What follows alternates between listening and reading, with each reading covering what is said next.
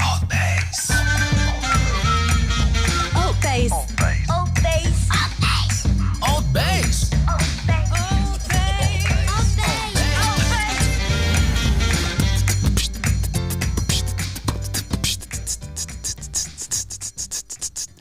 Do you sing drum fills so you can play them? No. No. No. Do you think about them like, you know, in your mind and Yeah, sometimes, but usually my hands do it. If I think about it too much, sometimes I get ahead of myself and my hands won't do it. But if I let them do it, usually it's okay. just comes naturally? That's the thing. Hey, it gets to that point. Hey, I love it. It's because I'm old. Is it? I've done it a lot of times. Fun? No, it's not. It's always been that way. That's what I'm thinking. Ask me about that. Well, I think it's a segue because we're live. Oh, there you go. ALTBAYS show brought to you by ALTBAYS.nz. We're live 3 times per week, every Monday, Wednesday, and Friday at 7 p.m. The show is awesome. It's fun. It's for the whole family. Sometimes it's not, but most of the time it is. Tonight is definitely an amazing show for the whole family to watch together. We've been having fun. This is show number 70. Ooh, wonderful. Wonderful. Hey, Yeah. we're doing it, baby. We're doing it, baby. New song. Anyway, if you are not watching us live, probably watching on YouTube after the live stream, which is pretty cool. So you can subscribe to our channel to support the platform. We made it to 1,000 subscribers.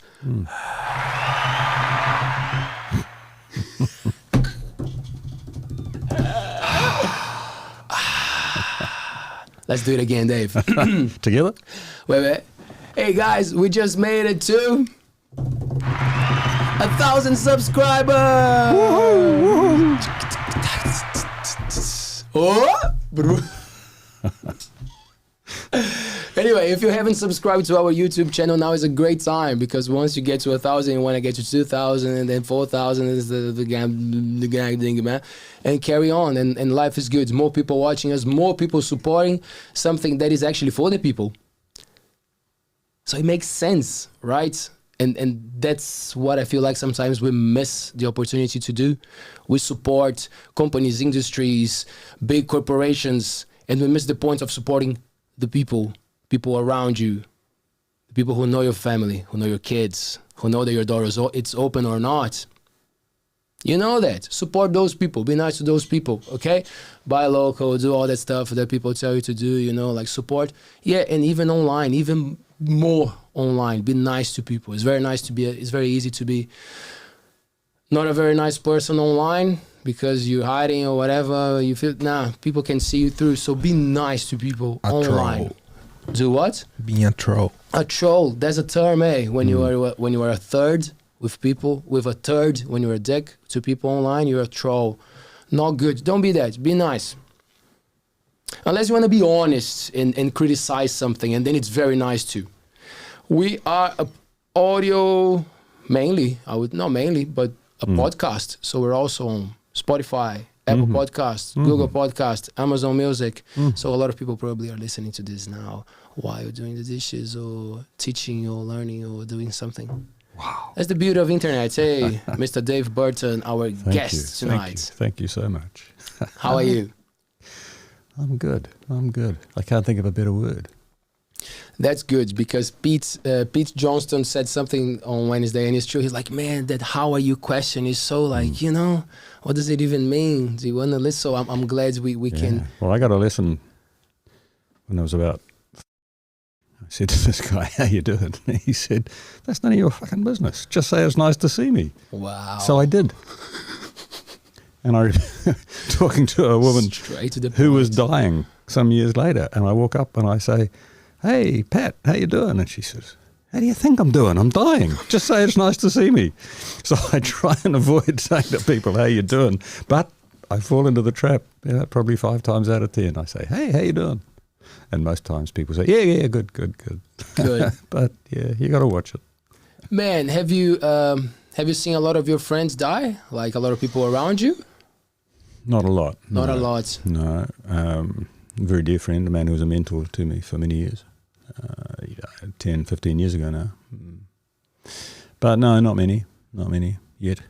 It'll happen. It happens. You know, It I'm happens, 72. It's going to happen. It's going to happen. Do you fear death? No. I suppose a bit interested. Interested is a And great there's word. still a lot of things I want to do.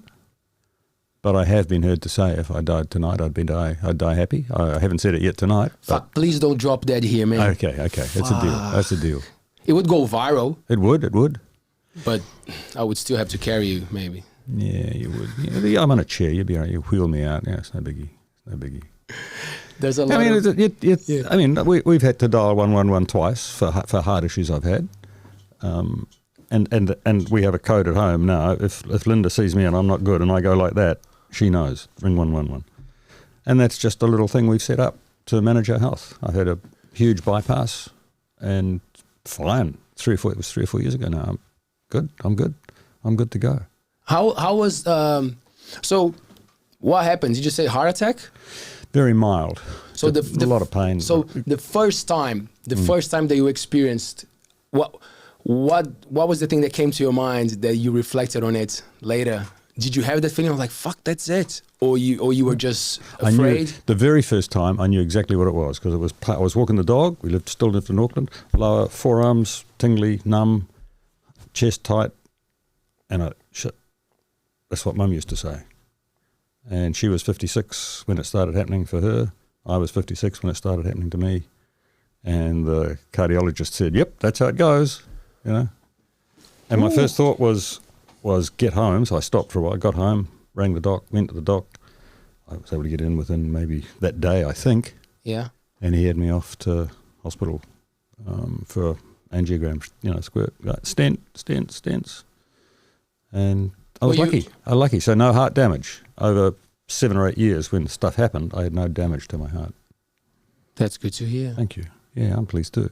Because you were already working with people and being active. After something like that happens, does it change drastically? Maybe not in the way that you work on your developments and checking people's potential, but like, did you start to see yourself as a person who is more motivated to enjoy, or like you actually, it was just like... I don't think so. In a way, it actually never seemed all that serious to me. Good. That's how it was. I mean, I've heard of people who have literally kind of sat back and had a conversation. Shall we ring 111? Oh, no, it'll be all right. Oh, okay. How about now? No. 2 hours later, 2/3 of the man's heart is gone. We didn't do that. I don't care if I ring early, Yeah. I'm a lot easier to deal with, than some guy was dying. I wasn't dying. But it's like, maybe it's against, the New Zealand sort of, well, I hate saying things like, I'm not going to say it that way. Maybe it's just against the sort of macho male thing, because I've never been one, and that is, hey, I'm tough, I can do this. I'm like, fuck off, I'm not tough. This is a heart attack. I'm not going to bloody stand here and think, oh shit, I'm not going to make a goose of myself ringing up. I'm going to ring. So I ring. I was going there. Do you think it's more likely for men to do that? Do you think women would have the same reaction at different levels, or? I don't know. One of the guys in hospital, and when I was in Waikato, his wife said it had taken her 3 months to get him to the doctor to check out his chest pain. Wow. And at that point, he was in a hospital bed, and they wouldn't let him out of the bed until they did the bypass, and he was going to have to wait another 3 or 4 days. It's just different from me. Maybe I shouldn't even call it wrong. It's just different from me. Different. Just different. Yes. He was a nice guy. I remember that. It's quite an emotional thing. It was. When I think back, it was the camaraderie in that room with 6 guys whose hearts were crap at that time. Yeah. Was pretty amazing. Pretty amazing. Wow, because that's right. You're sharing that moment with more people. We found little jokes to do. We found where the cupboard was, where they kept all the clean pajamas, and we used to get in there and choose the nice ones. Oh, yeah. That's great. That's great. What about the drugs? Would you go after the drugs as well? Check where they were taking the drugs, Dave, or no? I call them meds. Meds. Meds. Here's your meds. I I've taken meds since I was 30. You know, it didn't bother me. Mainly for what?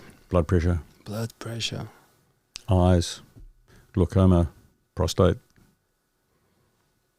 aspirin, keep my blood thin. How much of your eyes are compromised, of your vision are compromised? Because I can see you have strong glasses. My real glasses are pretty short-sighted. strong as well, man. Yeah, I can see that. They're. I mean, I might recognise you. I might. No, less so now. Yeah, but I haven't. I've got the precondition for glaucoma, but the loss of vision is tiny, like a few percent. And as long as I keep it under management, Yes. then that's fine. Does it annoy you to be a person who wears glasses your whole life? No, It's fine, eh? it's fine. People don't call you Four Eyes anymore. I think I was 7, so that's 65 years I've worn glasses. Yeah. It's expensive. It's one of those things you don't think about. Man, $1,600 every 3 years. that was probably the reason why I never got much into fights, because my mom traumatized me from a very early age. She would say, don't break those glasses. It cost a lot. I'm not even joking. And that was, man, great story. In my school, they would paint the walls. São José de Vila Matilde, São Paulo, Brazil. Yeah. They would paint the walls. The children would paint the thing. And then we had a band. And my friends and I, we managed to convince them to let us use the corner for, like the kind of portraits of the band.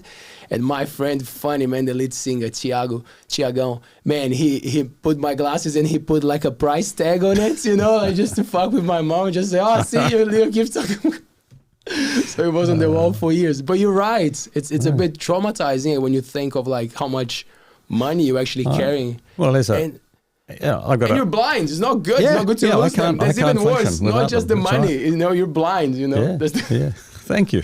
That's really nice of you, Leo. there you go Cheers. for you. For you who wear glasses, we feel you, man. We feel your pain. It's not fucking contact lenses. No, it didn't work. Hey, partly function, partly vanity. Having worn glasses since I was about 7, like I say, I reckon my eyes have got smaller, and I take my glasses off and I look weird. Little beady, piggy eyes. I don't know. I'm not taking them off now. You might laugh even harder. No, you already did. You were I showing did. me. That's like right. this, but that you was- know what happened? Oh, The same look, time see, that you, they're tiny. Yeah, but the come on. problem was the same time you did it, I did it too, so I couldn't see it. There you go. Oh, that was very thoughtful of you. Oh man, that's a great intro. That's a good start for a good conversation. So cool that you're here, man. And Thank you. we had a chat not that long ago. You skipped the line. You came closer than what we were planning. I really appreciate that. Yeah, that's good. And same time, a week ago, we were having a lot of fun. Yeah, we were. About to. Well, about to. Yeah, you were here doing this. Yes. Me and 4 other guys. I was there with Taylor behind the scenes, yes. We were kind of busy. It was, unpacking, setting up on stage. It's the funniest thing. There were 3 guys sitting just over beside us in that little alcove where all the TAB stuff was. Yeah. And come about 5 to 9, these guys look at me and I said, "Geez, you've been busy since you got here. You've been going like a mad thing. Look at you. You're covered in sweat." Don't stop. And it was almost like these 3 guys, I don't know whether they were feeling guilty. They were sitting there in this corner of the pub just sucking away on beer. Yeah. And here's all us guys, me and these 3 young, not exactly kids, but Yep. beavering away, setting all the gear up. And we hadn't played a bloody note, but we were still, mate. Oh man, it's a lot of work, and that's why I felt bad in a way. And I always say to them, I'm like, man, like I'll help with the pack up because I'm pumped. I got the energy after performing, but man, like. You gotta have the team, or you gotta do it together. It was really like, good doing Man, it. actually, having someone with this knowledge. So just for the people who have no clue what we're talking about, I was playing with my band, and Mr. Burton is amazing with the sound, and he was controlling pretty much everything. And that's another level of performance. For people who do bars and pubs and starting with originals, like when you have that guy that's, I know. the one who supports you with the quality of your sound, then you can be the artist, you can put yourself in the right mood, like you hit it well, you do it because it takes a lot. People don't understand that. Sometimes you charge for a performance, that, and big artists making millions and a lot. Man, I'm not taking the credit out of them. But man, the people doing the music every day there, in the bars and then entertaining you, man, it's a lot of work, Dave? Sure is. you know, it's about the most vulnerable position you can take. Like you were saying before, you sing, you know, it takes energy, it takes courage, because you're absolutely putting yourself out there. And you do that. And it's funny, it didn't bother me at all that you arrived at 5 to 9, because it's like, oh, everything's ready now, Leo can come and do what he did. And I couldn't believe I'd never seen you perform in public before. I thought it was bloody amazing. It was wow, fun, look at him wasn't it? go. It was a fun show. Yeah, it was. It was. Yeah. I'm still, what's the word? Living on it to an extent. Yes. You know, because it was like I'd never done the sound for you guys, and you're pretty discerning musicians. You know what you're on about. Look at these things. Look at the gear in here. You know, I'm like, Thank you. Yeah, we got one of these, one of those, and hook it all up. But this is professional stuff. I didn't know all your music. I didn't know the venue. I hadn't used my gear in that sort of venue before. So there's a lot of tension from my point of view as well. But it worked. Oh, It worked. beautifully. And it didn't it? Yeah. And you had sounds like I'm blowing smoke. You guys had a sound. You had a sound. You know, and I'm not claiming ownership of that, at least not completely. But the best way I could describe it was, to me, it was like what it must have been like to hear the early versions of the big groups, say in the late 60s and early 70s, playing in the clubs before they started playing arenas. What would it have been like? You know, your Cream and Led Zeppelin, all those guys started playing in these little areas. Yeah, man. And I don't know how much sound production they had, but obviously they created the most incredible atmosphere because they just grew bigger and bigger.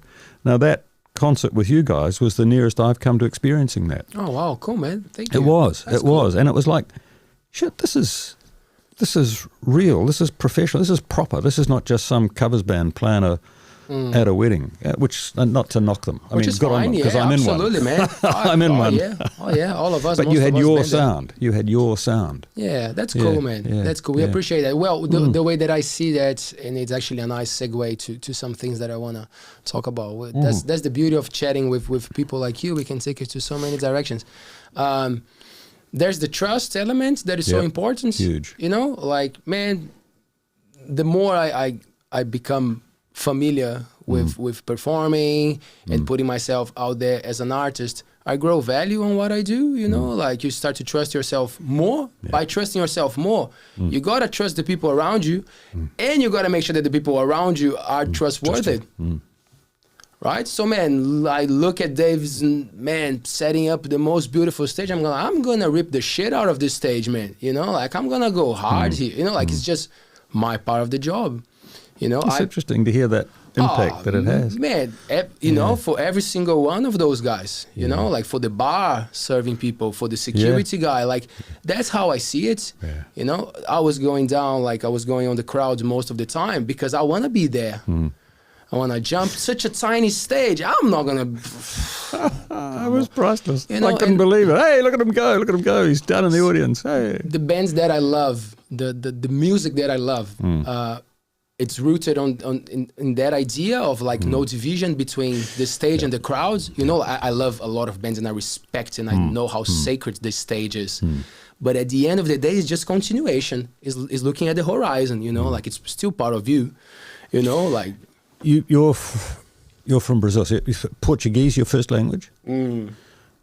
Yes. In Spanish, it's duende, D-U-E-N-D-E, and it's reality. It's sort of like mana, but not exactly, and it's sort of like chutzpah, but not exactly.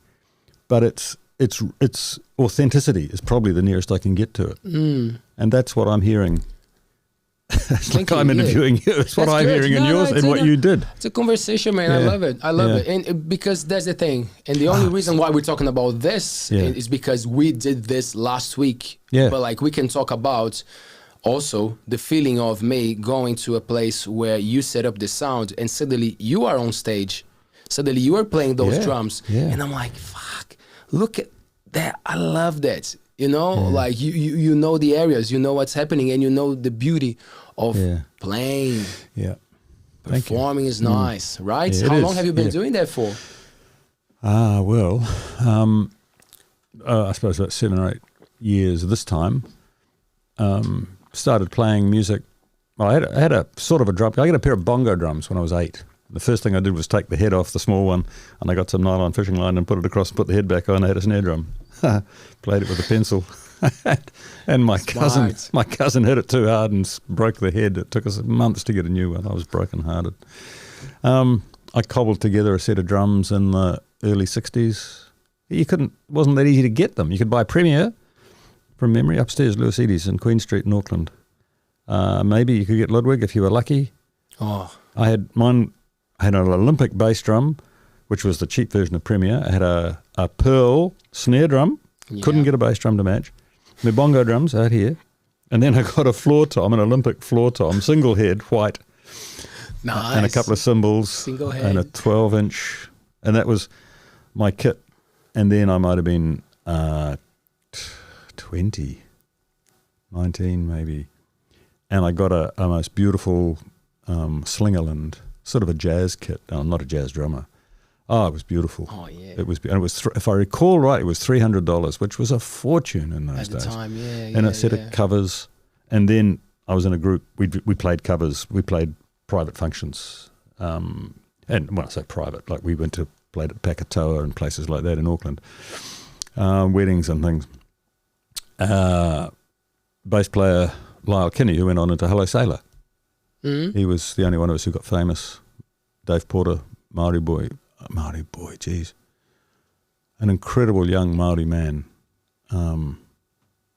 Played as much like Jimi Hendrix as anyone I've ever heard. Absolutely amazing.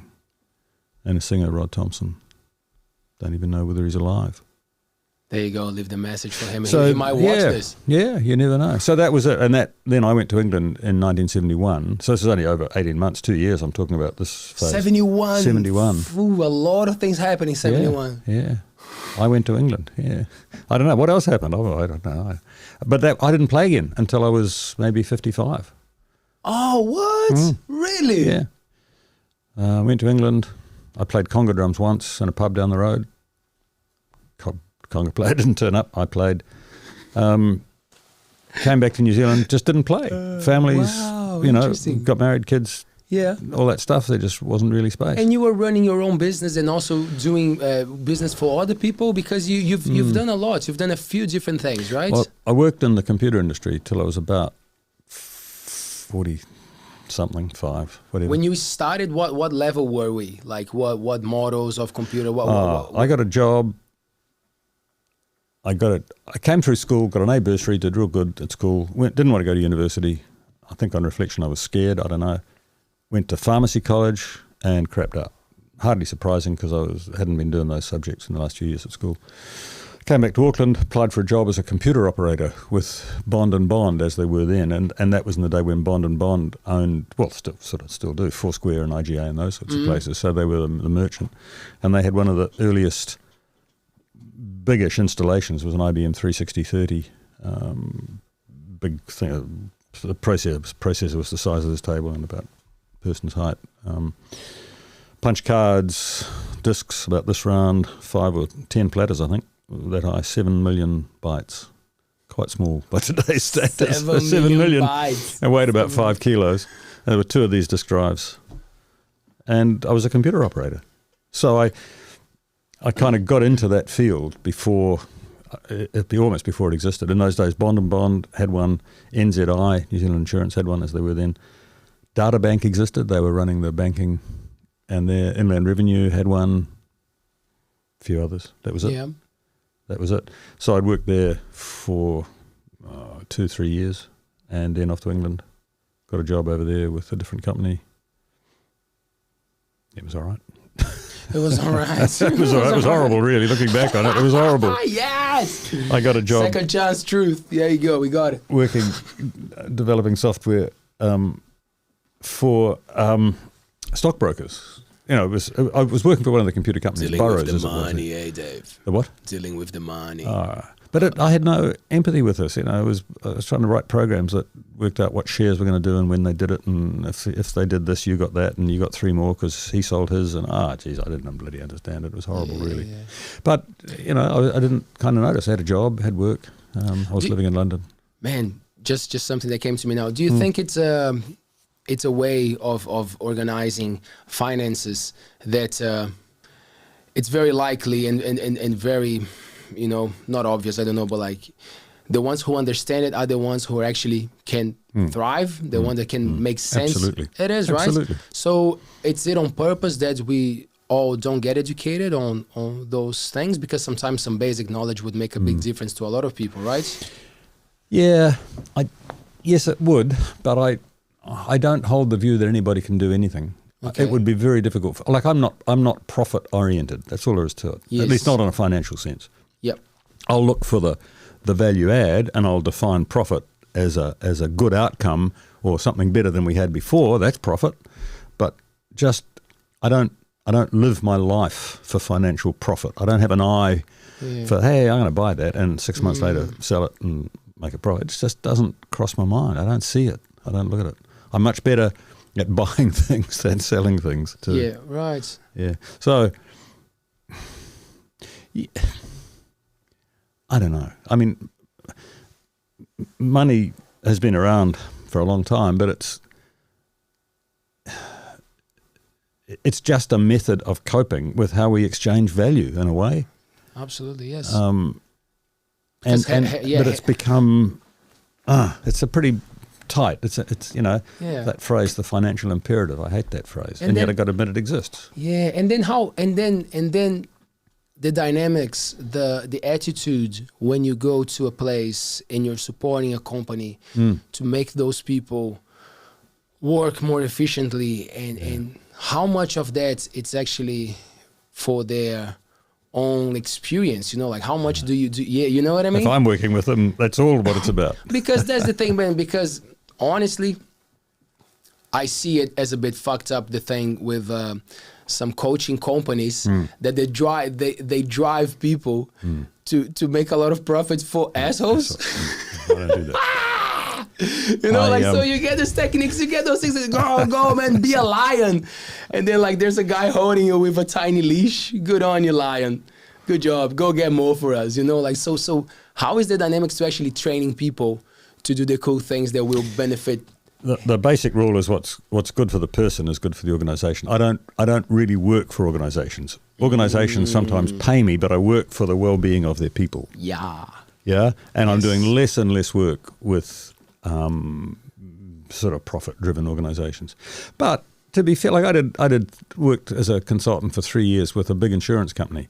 Now they saw themselves as providing a community service, and after a while, I kind of understood what they meant by that, because what insurance companies do is spread the risk.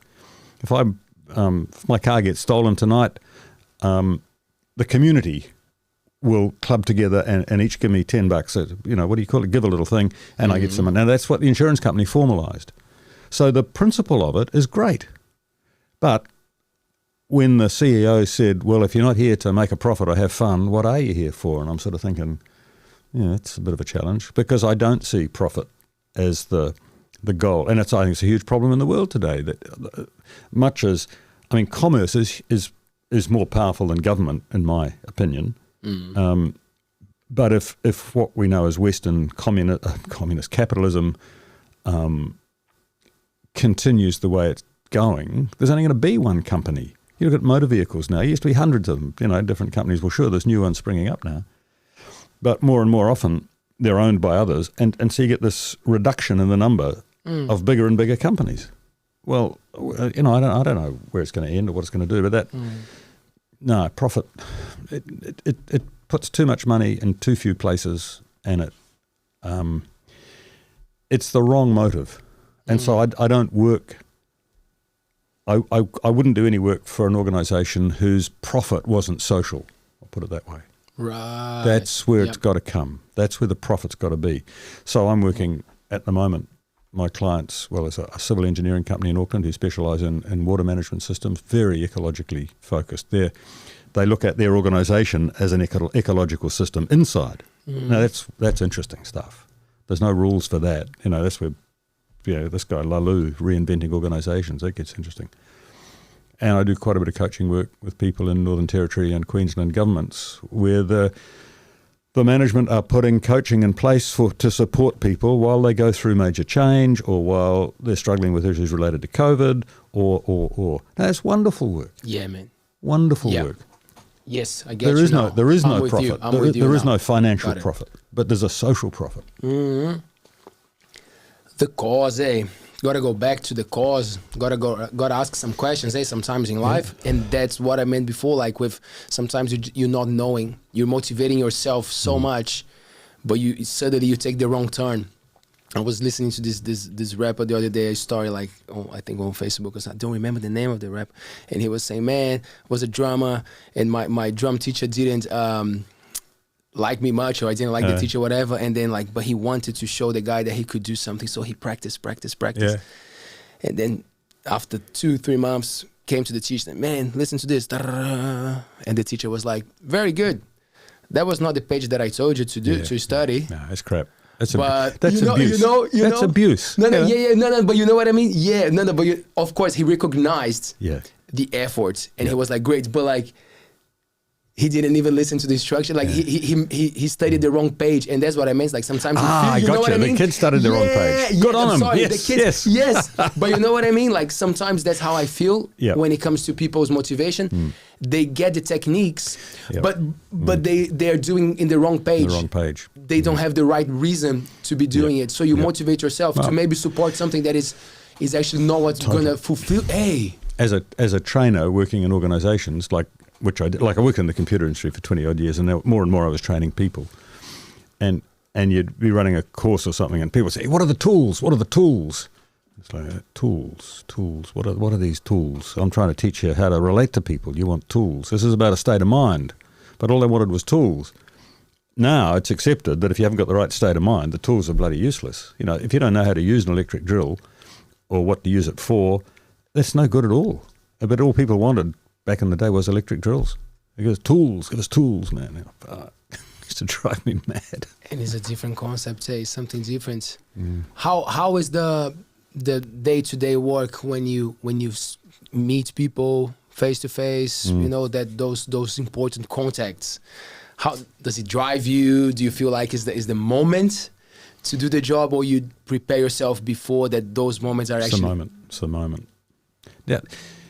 There is only the moment. You know, that's maybe getting a bit extreme, but I decided this afternoon that's the sort of thing I want to say more and more. That is all there is. There was the moment this morning when we met. That was good. Now, this moment now, that's good. So I work with someone and I meet them in the moment. No judgment. And it's the same. It's not just them, it's me. You know, this is me. A week ago, you didn't know this me. But in this moment, this is me. And in that moment, that was me. It's both me. I don't kind of guarantee I'm going to be the same person every time. Yeah. Well, I'm the same person, but I might have a completely different focus or be motivated by something different. But I'll be being as much in that moment as I can be, because that's how I am. Yes. If I'm not doing anything, I'll go to sleep. It feels like it takes a lot of time, or at least work on yourself to get to that level of because that's the thing, when a concept becomes simple to explain and you're living by it, it means that you put the hours before, right? Yeah, I guess it does. Yeah, and I have done a lot of work on myself over the years, and I maybe I needed to. I don't know. Yeah. But I have. I mean, I was lucky, like when I was working in the computer industry, and I was more and more involved with developing people in the organisation. It goes back to what we were saying before, that we had a new general manager, young guy, he might have been 40 or something, and he's saying, if my people aren't at their best, we aren't going to do so good. So you help my people be at their best. No, I trusted him. It was good. You know, we were operating with integrity as far as I was concerned. And I loved that. And now I've forgotten what the point of the story was. But the focus was totally there on the people. And among the people I worked with, some would leave. Well, that was fine. That was okay. That was the best thing for them to do and others. But what was the question? Man, we're going. So that's another cool thing to say. Like sometimes it is the best move to leave, to accept that is not. And it goes for relationships. Absolutely. It goes like, should I say family? I think so. Sometimes people build family relationship with friends more than actually the family. Sometimes it's always good to have that bond, obviously, but sometimes spending time and being at a place or it's just not sustainable. Be careful with how much you force yourself to be in a position, right? Well, Linda and I have been married since 1974, November the 11th. Good day. Don't forget the date. My God. We got 3 kids. They've each got partners. We got 6 grandchildren. It's not all plain sailing. We get pissed off with each other. Going back 2 or 3 weeks, I sat on the floor with my daughter at the end. She's in her 40s. Both of us in tears about some stuff. And some of it was us crashing into each other. Some of it was other things. Some of it was just hearing how her life was in that moment. It wasn't great. And yet, so many people don't go there, it seems. Like our son, our youngest son, they got 2 kids, him and his partner. They're sick. They've both been crook. They haven't had COVID, but they've been crook with other things. One of them has a real strong, some real issues with diet, with food. He's on, what is it, FODMAP diet, and there's very little he can eat by my standards anyway. And if he gets crook, he gets real crook. And his 38-year-old, 39-year-old son kind of having to be house dad, to this kid. I couldn't expect a man to be any kinder and more compassionate and loving of his kids than that son is being. I mean, my other son is too. It's just I'm talking about this different one because it's happening right now. So I tell him, I said to him, hey, this is astonishing. The way you are being the parent and a partner or husband, they're married, doesn't really make, partner, husband, same thing. It's not the male role model really that I grew up with. Among him and his mates, it is actually pretty predominant. These guys are bloody good fathers. They're pretty amazing as fathers in that they can speak openly to their kids and vice versa, I can remember getting really angry with my dad once and calling him a miserable bastard, and I was so embarrassed I ran away from the room, ran out of the room. But I didn't... It surely was very honest for you to say that. Yeah, it was. And he really did piss me off because he called a mate of mine... He got annoyed that a mate of mine... I was fat as a kid, and he called a mate of mine... No, the mate... This guy, who taught me to he played guitar while I played drums, this guy. He called me chub chops in front of my father. Chub chops. And I was pretty chubby. And Dad really... He didn't like that. And I can't remember what he said about my friend, but I just said, "Oh, you miserable bastard," and I ran out of the room.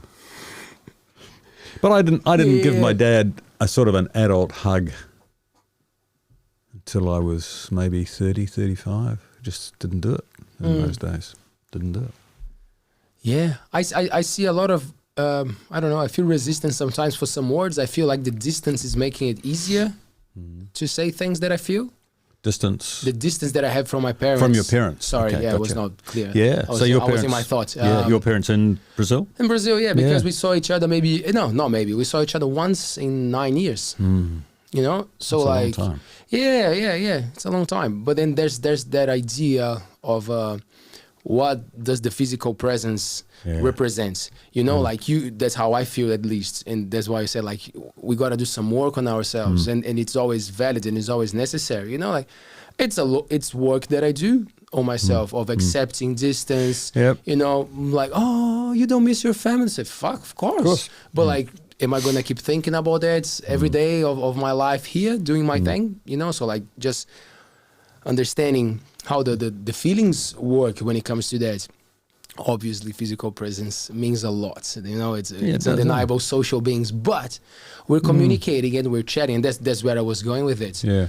To say these things sometimes, now they come a bit more naturally, like, oh, I love you guys, I love you, like, oh, I think, like a lot of gratitude. And also coming to the point of trying to give more advice. I'm really not that kind of guy to people, because sometimes you feel good about something that you're doing and you start to preach that, you're not, like it's not intention, but you end up doing it. But like with mom and dad, like I really feel good about those things. If I want to share something that I think is good, like we have more freedom. It's not just more like, oh, mom and dad's telling the children what to do, because the times are changing, you pick up on things that maybe they didn't in the past. And that's an important conversation to have. It's in both ways. Yeah. Because speaking for myself, that's the only way we're going to know what it's like to live in today's world. That's why it's so important that I'm sitting here talking to you. Yeah. And not living among 100 people my own age. I can't think of anything worse than that. You know, we wonder where we're going to live. We could, you know, there's places you can, housing developments that are specifically set up for old people, but you'd lose everything. You'd lose contact with the world. It'd be horrible. But you're right. I think there is a bit of safety and distance. Like I find coaching online, like working with Teams or Zoom, almost easy in that I don't pick up as much of the person's emotional emanations as I do if I'm right there with them. And I get my screen, I got the picture of them there, and I got a Word document there, and I can just take a few notes, just bullet points.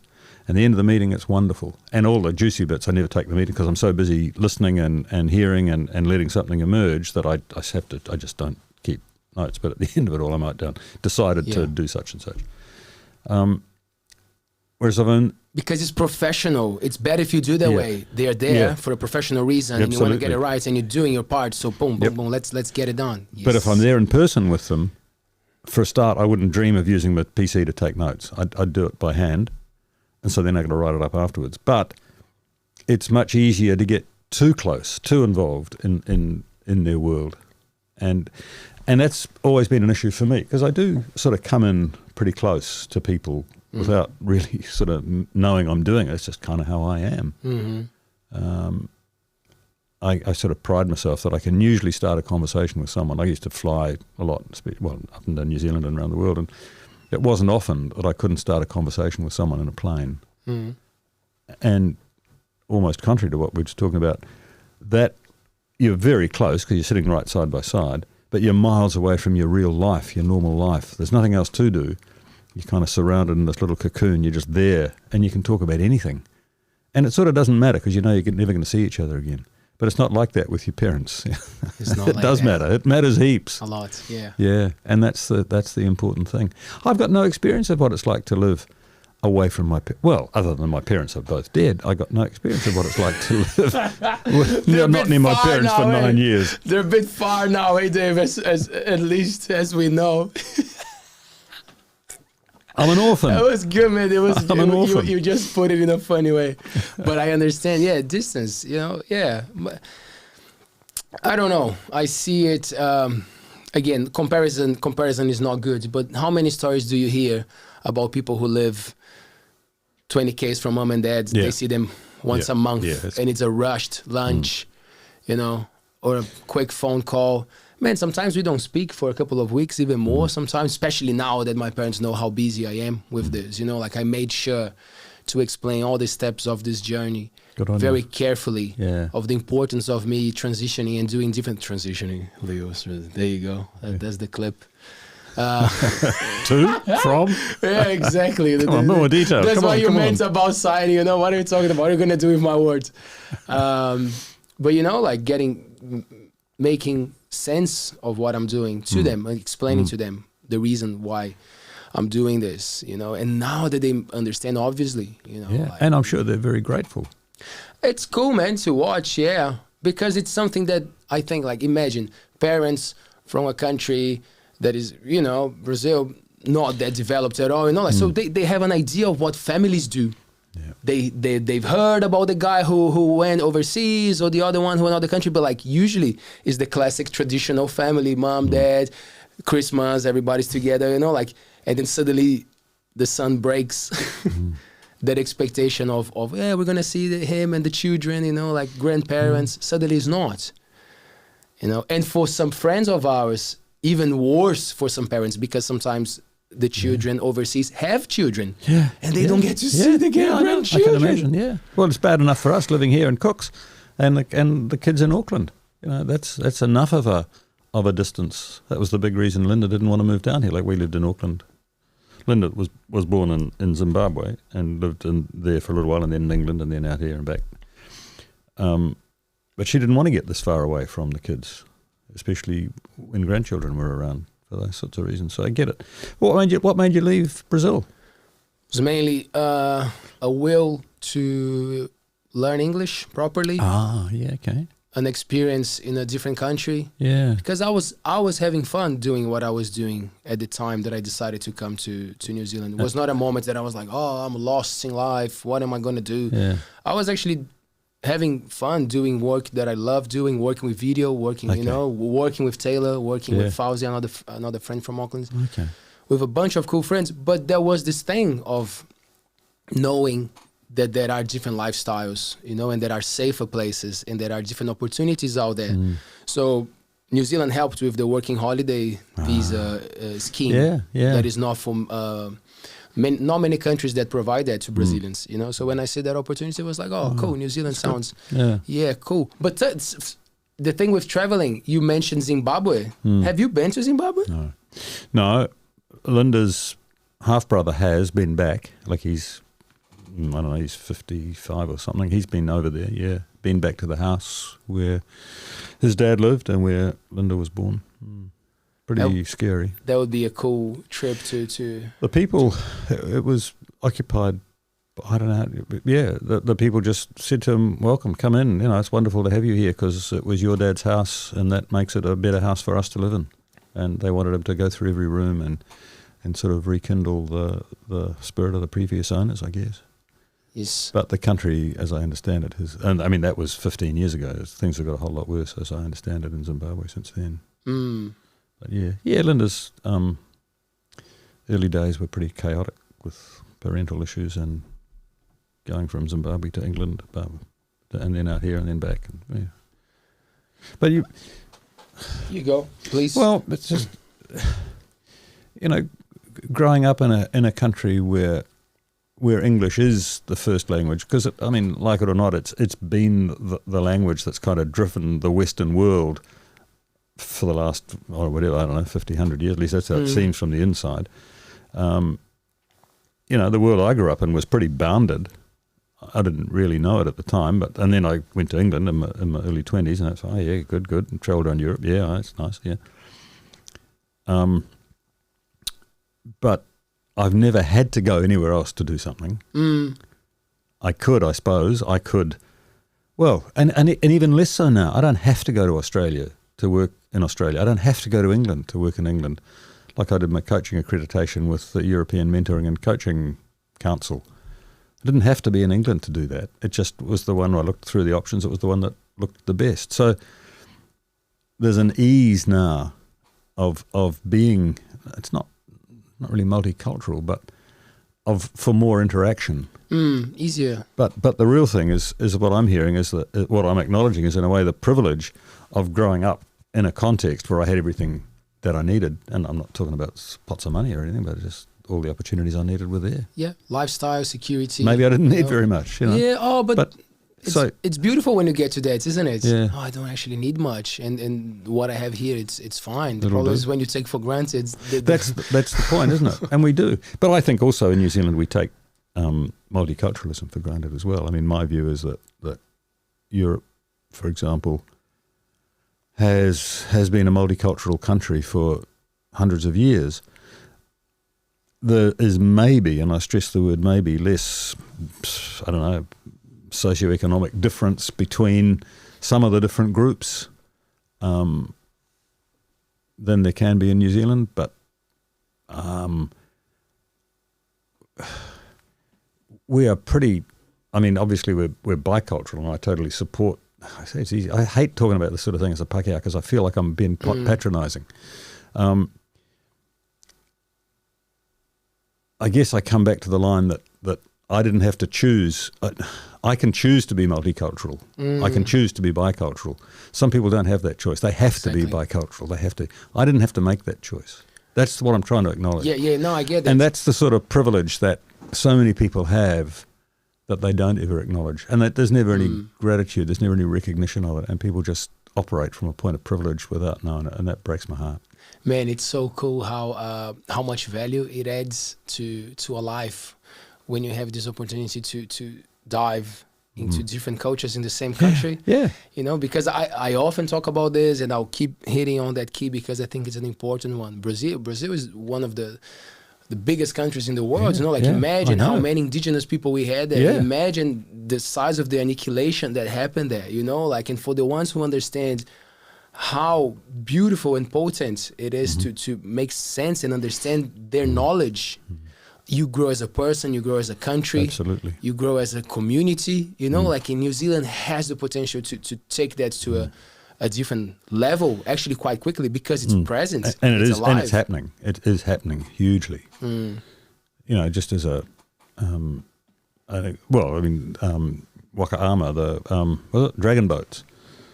That's not very good. And a kapa haka, incredible example of how that pulls people together. But I lost my thread through there somewhere because it was something you said that was really quite moving. Say it again. What was it that moved me? Well, what I mentioned was like the importance of acknowledging the indigenous culture and the potency, like how much impact it causes to a human when you can relate to more cultures. You make sense of more things that are happening around you. It's like speaking a second language. And I think this is a huge problem facing the US at the moment. They've kind of got to a point where they don't realise there's anybody else in the world. Oh, there you go, boom. And Here we go. Every time you look around like that, I think, oh shit, what happened? No, Yeah. just man. You're wanting to see his face. Tonight is Taylor and I, man, here. So we're just keeping the communication. We didn't have sometimes I look to the co-host. I gotcha. But I have this thing. You got that one. Because he's present, man. He's got his mic. Lost, man. Sorry. He's got his microphone. He's listening, man. And suddenly he throws a gem, like poof. Poof, So here it I'm comes. always checking on him. Oh, lovely. Dave, we were talking about culture and all that stuff, which I love. But another thing that I wanted to bring up, because I know that we don't have much time, and I want to go to the things that. You worked with computers for a long time. You saw a lot of things happening, and now you see AI and how things start to change in people's behavior. So like I just want to miss this boat. I know that whatever we talk, it's going to be amazing, but like I really don't want to miss this. How has it been for you to study AI, to go into this, to understand humans' changes on behavior with everything that we're dealing nowadays? Because you've been watching quite closely, right? Gee, that's a big question. Yeah, you can take your time and then pick the pieces you want, man. We just want to dive there. Okay. Well, I've certainly been a student of human behaviour, and I've got some views on that, and some kind of insights and models that I work from. So I'll put that there. Yes, I've worked with computers in days when everybody just thought they'd make everybody else's life easier, and I wouldn't say they haven't, but they've mechanised, automated a whole lot of work that was pretty crap to do, which is what mechanisation usually does. Worked with computers. The funny thing is, I was never actually that good at the detail of it. I could analyse a system, but to write a program was challenging for me because the rigor and the accuracy that was needed was a challenge for me.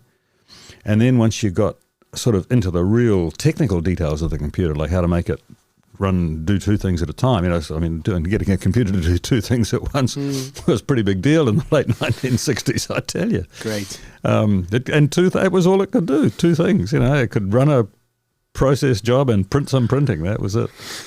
Don't ask me more. Don't ask me more. Great. But I wasn't good at it technically. Yeah. But what I was good at was the interrelationship between that computer system and the organisation that it was there to serve. So how did that organisation make the best of it?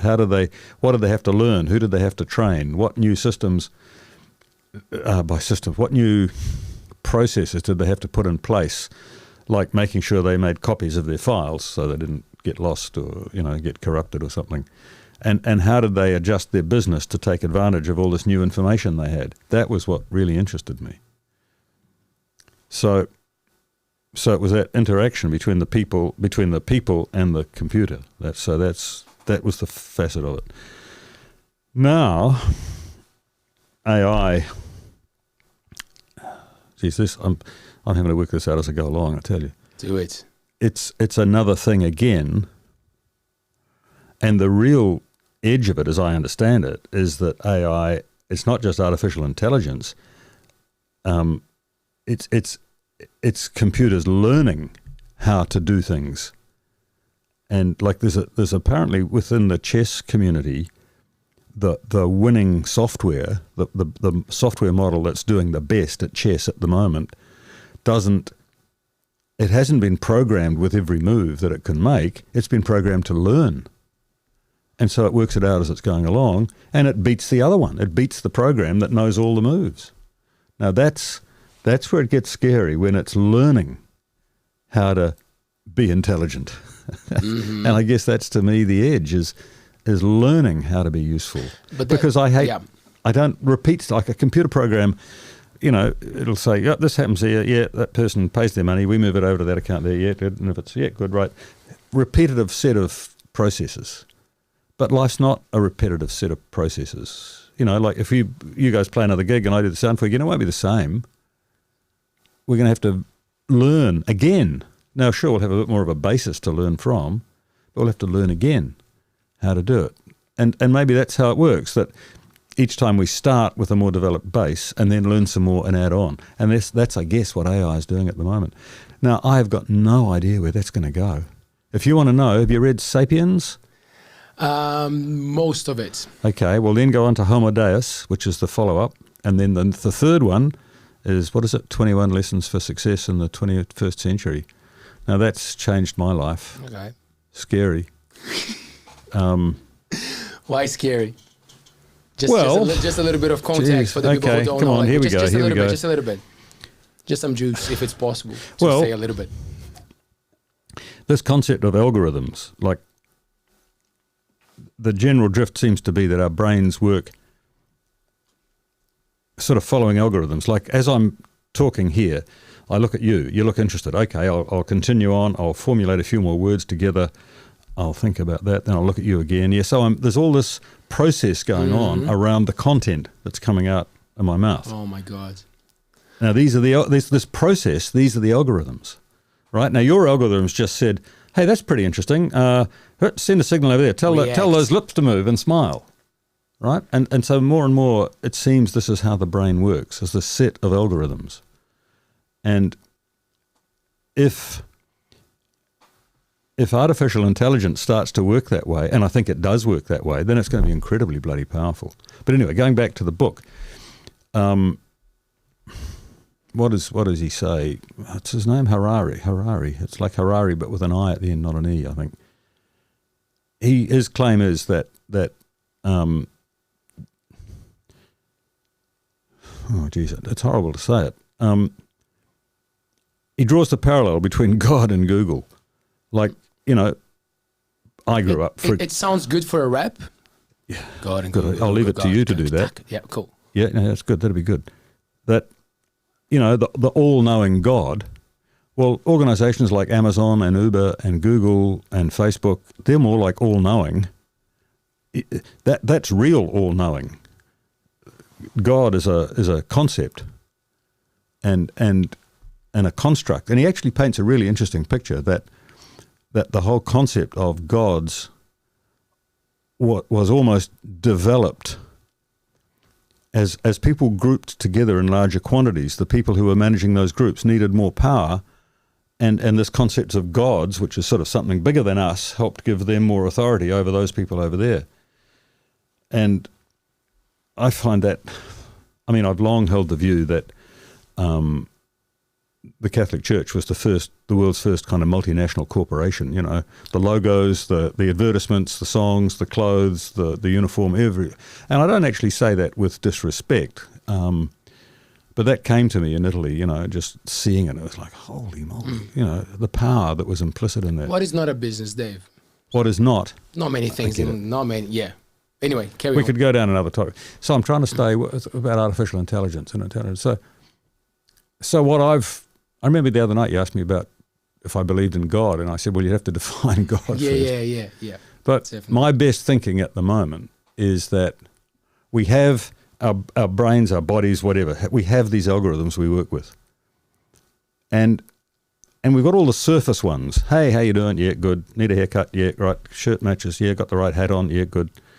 And then they come in a bit, and they're a bit more complex, and then in a bit further, and in a bit further, and in a bit further. And when you get to a moment of real intimacy, you're working with these quite deep algorithms that are very, and I don't take this personally, it's like, this is going in a pretty nice direction. I wonder, know what you mean. Yeah. Yes. These are just algorithms, but they're ones that we don't use all that often. But the moment gets more and more special. Yeah. And so we say, or so many, geez, God must be present, you know. Now, to me, that's a way of describing something, but it's not the only way. It could be just that's, because it's so special, we don't have any other words to describe it, so we call it God. Mm-hmm. But is there a God? Well, that's a harder question to answer.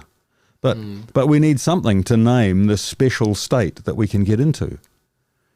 Now, my best effort at the moment is just the word numinous, not luminous, but numinous, which is that it's kind of something special is going on here. You know? But my best take on it is that we've sort of worked through to our inner algorithms, if you like, and we're saying, hey, I can really trust this person.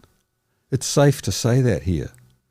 I'm going to, hey, I've just had the most wonderful insight, and it's safe to share it with this person. It's really safe to be vulnerable with this person. I feel like God is present.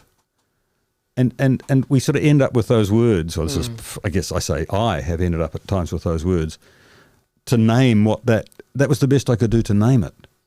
But what Harari's done in Sapiens has given me another way to think about that. And I don't know whether I'm right. It doesn't actually bother me all that much. But while I've long not believed in God in the sort of old man on the big chair sense, I'm less and less using, well, in fact, I'm not using the word God now to describe that sort of state. I'm still saying it's a state that's underpinned by, I'm going to say, inherent goodness, and it's underpinned by authenticity, and it's underpinned by respect for our fellow human beings and love and respect for the planet. All that, fine. But I don't so easily name that as God anymore. Now, that's a bit of a jolt at 72. How long did you name it God for? For like pretty much a while. I grew up going to church, going to Anglican church. We called it a server. I was the kind of assistant to the vicar, you know, passed him the wine and the water and washed his hands and loved it. Loved it. And I still do, in a funny way. Tradition, habits, and music, and colors, and the community. numinosity of it, the specialness of it. It was different. It was separate. The word holy means separate. Like this is quite separate at the moment. This is not the normal world we live in, this moment in this conversation. This is a bit different. Now, I'm not going to call it holy, but I mean, you'll know, like the atmosphere, the atmosphere at Smitty's on Friday night, that wasn't kind of just how things are on a day-to-day basis. That was a special scene that happened there. There was a vibe, you know. The same thing happens in a church, and it's a state, it's an altered state, and it's what algorithms are at play here, and how are people making sense of the moment they're in? How are they deciding that it's safe to shake their head, like you fling your head around and dance with each other, you know? And there's a whole different experience that good music, for example, can create. And the group thing, right? Because that's when energy comes to my mind. Do you want to say something, Taylor? You came so prepared. I just want to make a question related to the algorithms as well. Yeah. Because today, they probably fit us what we want, right? So especially on YouTube or Google, we Google it and they give us what we want. Yep. But in real life, it is not like that, right? And for example, nowadays people go deep in this kind of algorithm that if they have wrong thoughts, let's say if they are racists, the algorithm is going to start to feed them with racist things, right? Absolutely. And that's one of the big things as well, you know, because like, is that the right way? Like they should be thinking about that as well, the consequences of it. Hey. To me, it's the same with the whole concept of GM, genetic engineering, genetic modification. I got to a point where it wasn't the process that was dangerous, it was the control of the process. It was who had control. So same as what you're saying, it's who's got control of these algorithms, who's using them for good or for bad. And that seems to be, I don't know, we got... It feels like that is being so smart now that even humans are getting obsolete for manipulate the algorithm. Eh? Humans are getting... Obsolete. Well, that's what Harari says could happen. You know, he sees, what does he call it? Big data and biotech as being the new influencing forces in the world. And they will do things better than a lot of humans do. Because with that big data, with that data set about you and me and what we each like differently, the bit of software can actually choose a new hat for you, probably better than you can choose a new hat for yourself. You know, and that already happens to an extent. Trade Me will tell me what I like to look at. You know, my search on Yamaha is always there. You know, and even with autonomous driving, he, among others, predicts that it could become safer if we keep with this idea of individual pods that we travel around in. Then they could become a lot safer when they're driven. My problem is that, like, let's say, for example, nowadays after we're learning how to make, like, how to farm and how to make our own food, no one knows how to hunt, you know, because you don't need to hunt. We don't need to. Now, when you're getting someone to choose for you everything, eventually you won't know how to choose. And that's the problem, you know, like, it's the commodity, like, you get something to do it for you, and eventually you don't need to know how to do it. You know, like. And I'm sort of sharing the thought with you, but we maybe will learn how to do something else. You know, the number of occupations and ways of life that have become obsolete is huge. And I don't necessarily support it, but I always think of blacksmiths and wheelwrights and people who look after horse-drawn carts, because I have a nephew he restores and builds them in Australia. He's an artist, this man, an absolute artist. But he's probably one of 5 in Australia, because that's all they need now. Car mechanics, we don't need so many of them now either. So how to make choices about buying clothes. Gee, what a dumb way to spend your afternoon, choosing some clothes that work right. Hey, just working, here's my detail. Oh yeah, good, here, wear this. Is that so bad? I don't know. I'm not saying it's good. I'm just saying I don't know. And then there's also the question of, like, how are we going to make use of our time? Because I see a lot of the reliance, is that the words? A lot of the time that we rely on something and we stay for so long on a platform, it's actually filling up time. Sometimes people say, oh, you're wasting your time. And I'm like, well, you might get to the point that you don't even know what to do with your time. So that's actually filling up your time, you know? Like, you cannot let go, not because you cannot, it's just because you don't even know what to do with your time. So there's a lot of interesting questions there also with how are we gonna this to me is the world of philosophy. And I'm starting to accept that I'm not going to call myself a philosopher, but I see things sometimes through the eyes of a philosopher. I think you do too. You because not everybody even has these questions. Maybe one person in 10 or 20 has these questions or is brave enough to voice them. Maybe that'll change. I don't know, but not everybody does. Because it becomes not an influence, but like you kind of inspire people to actively engage on their thoughts when you spread your ideas. I do. It's cool, isn't it? Yeah, that's why I call my company Potential Development. And when I say my company, it's only a company because it's got to have a name to be registered with IRD, because you have to do that. It's just a bunch of constructs you've got to follow. Yes. My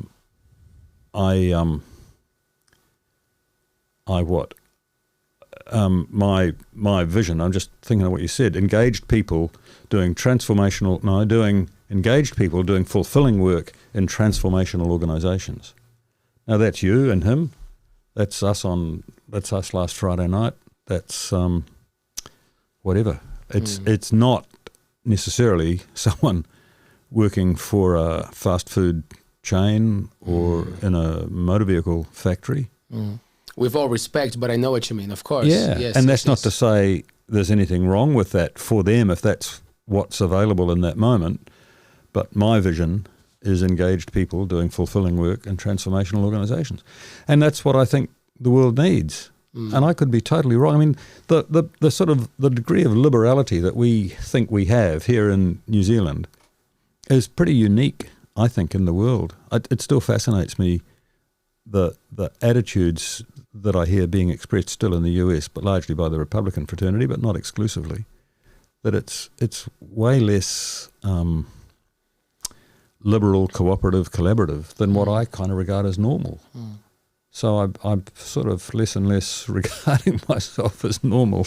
Does it hurt you to see news like the ones that come from America? Does it like actually emotionally? Yeah, both. Driving here tonight, the latest Russian strike in Ukraine, 3 civilian facilities, half an hour's warning, rockets blow them to pieces.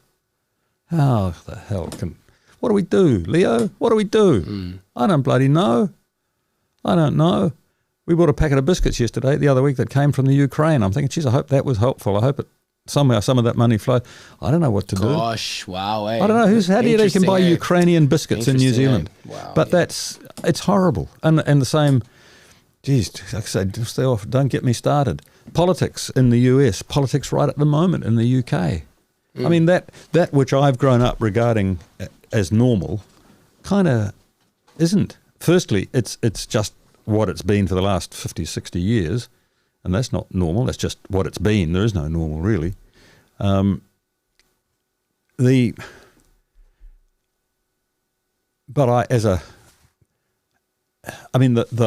What is broadly called, kind of the left wing, more liberal, socialists, Labour, use what phrase you will, it's under huge threat in the US and the UK, let alone in Russia. Brazil. Yeah, that's right. A lot. That's right. Yeah, with Bolsonaro, you've had the same sort of issues, and we sit here nonchalantly, kind of chewing the fat about the woes of the world. There's not every country in the world we could even do this. That's right. There are other countries where we would be 6 feet underground, waiting for the door to break down, and the guys come in and say, "Yeah, out of here. You're in jail." Mm-hmm.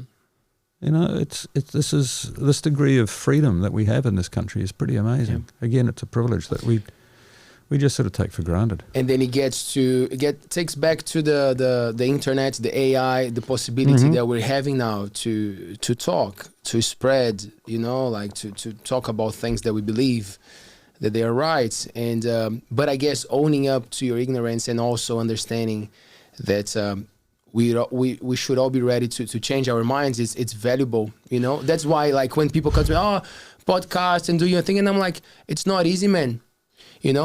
Now it seems like it's the simplest thing ever. Oh yeah, you can go and talk, and I'm like, when you're saying something that is reaching people, you gotta be ready to say that was not right the next day. You gotta be able to be humble enough to recognize that sometimes you just have to change, unlearn, because you stick to something that it's maybe not that polished yet. You start to interfere, start to influence people who have way less knowledge than you, and you're creating the monster without even realizing. So like, freedom of speech, I'm like, man, I'm all up to all those stuff, but you also have to say the responsibility that comes with every little thing that you say, man. Absolutely. Explain I've noticed that it tonight. To people, and then then we go for that. Yes, you got something there. What's happening? This is, going back 2 or 3 years, I started thinking about how to stay relevant as I got older. Yeah. And the only word I can come up with is eldership. You just could come up with one word. Is that why you're getting older? That was all you. I don't know, you got some more? Come on. I'm joking, Dave. Don't bloody joke. This is important. I got 2. I'm getting old. Came up with one word. There's 2 things I really want to say tonight, and this is one of them. Please. Eldership. This is what I wrote. Eldership is a concept implicit in many indigenous cultures. It's not just implicit, it's actually explicit. Elders are so important. The word invokes images of age, wisdom, and often in a connection to the spirit world and other realities. In the Western world, the word it's often associated with churches or a biblical context, and not always well either.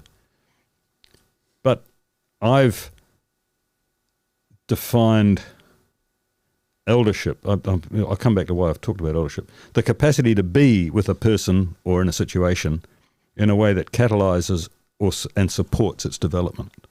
So I was in an eldership role with you guys last Friday night. I was just there supporting you. in a way that was helpful for you. Now, one of the qualities, among the qualities of eldership, you got to know what you're on about, but yeah, you got to be prepared to let it go. It's what you were just saying then, and change things. But that is so rare among people who hold leadership positions in the world today. Boris Johnson he doesn't think he did anything wrong. Trump doesn't think he did anything wrong. There's nothing to learn. He's got it all. He's perfect. Now, the worrying thing is... Do you think they put their heads in the pillow and they actually believe in the bullshit that they say? Or you think they... Because there's a lot of people who are mean. I'm not saying that they cannot change, but you know what I mean? That's just a take. We'll never know, but it's just a take. Yeah, you're right. We'll never know. The word narcissism... Narcissism. I don't think they know. I don't think Trump realizes... That he's a dumbass? No. Well, he's not. He's actually pretty bright. Sorry, Trump. That's right. My bad, bro. Come to ALTBAYS show. Nah, he might be misguided, but he's not stupid. Yeah, he's not. But what I'm trying to say is his approach to the world, which to me is kind of anathema. It's against everything I believe in. But it's like more people support his approach than support my approach. Now, what do I do with that? I don't know. Do I stay humble and just hope? This is where you get, Jesus. As far as I'm concerned, I have no issue with Jesus having existed as a character. He was a social activist, a spiritual leader. It's all good.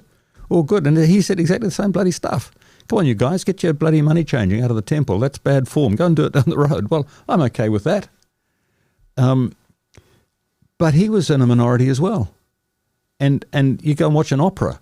The number of operas that are conflicts between what you and I might regard as good and evil are huge. It's a theme, it's the philosopher's theme, the fight between good and evil. Is it between good and evil? Is it just between different bloody ways of doing things? I don't know. Who's to say I'm right? Who's to say I'm right? Maybe human beings don't exist well with this level of freedom.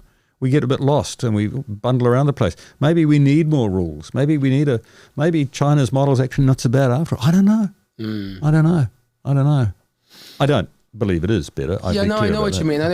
Different ways of putting people together to work towards something, right? At the end of the day, that's what it's all about, right? How are you going to make these people engage? It's that power to engage people. Yeah. What idea are you going to sell to people so well that they're going to do it?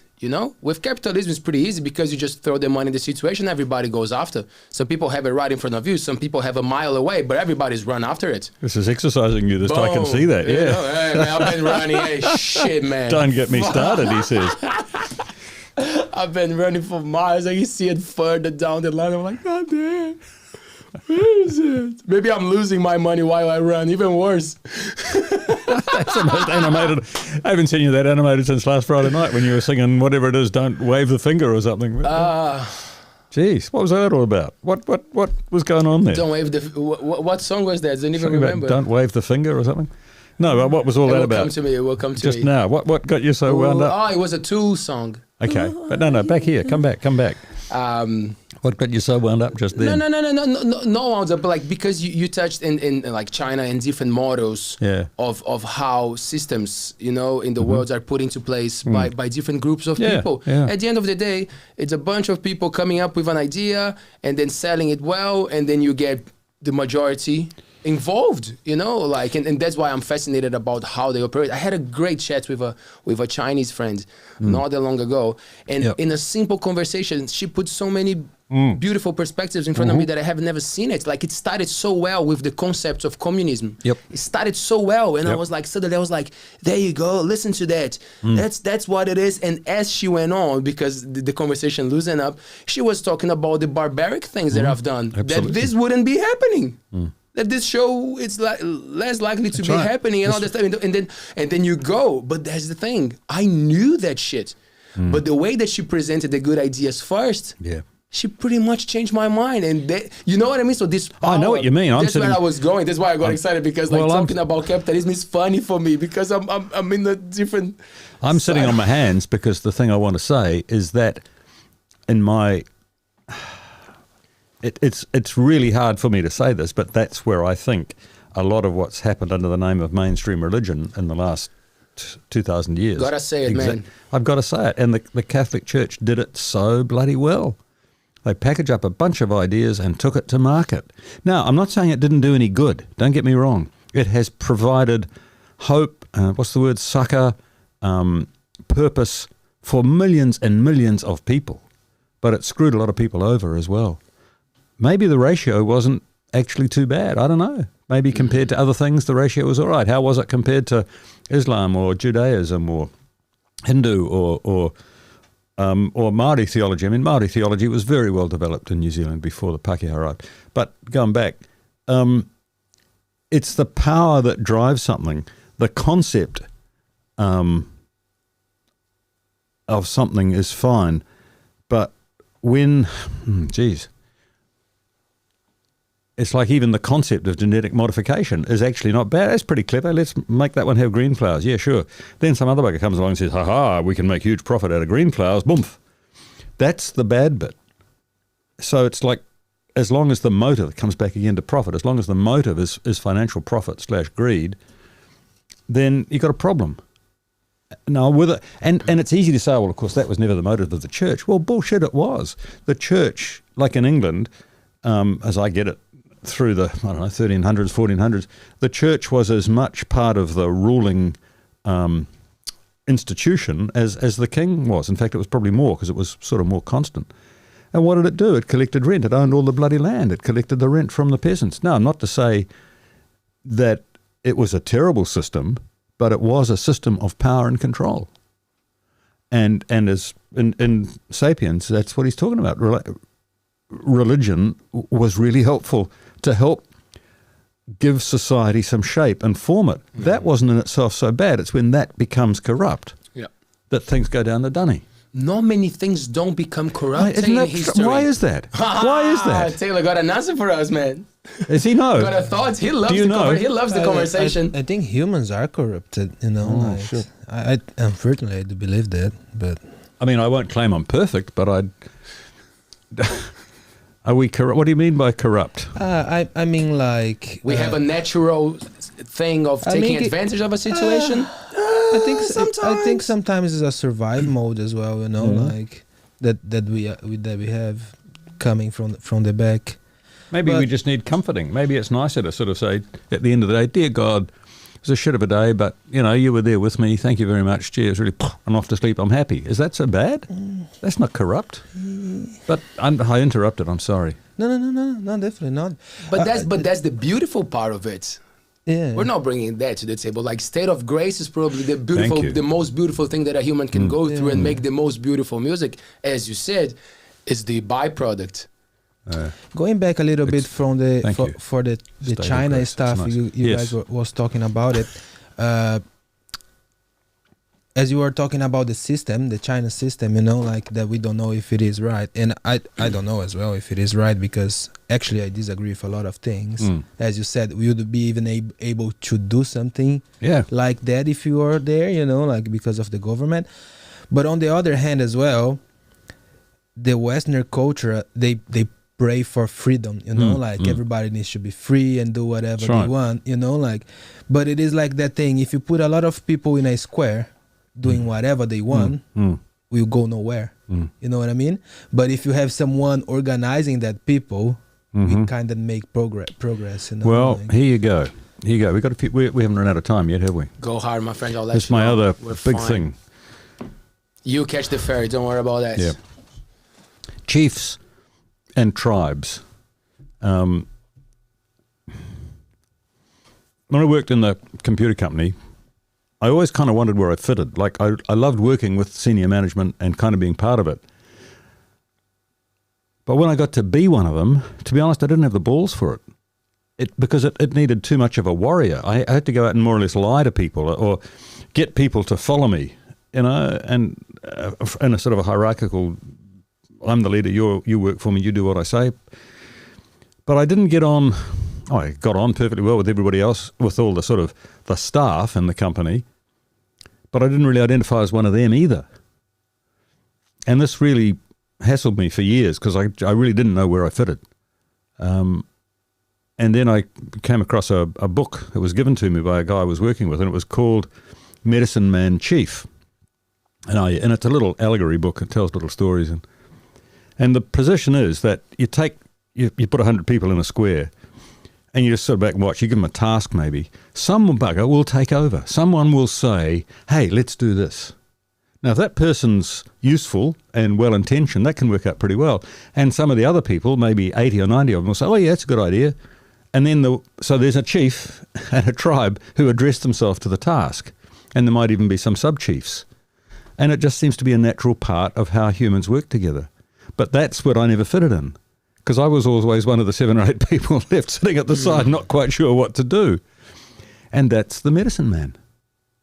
And that's the role and that's the best phrase I've got for it. And I say that with great respect for every culture who has a medicine man or woman.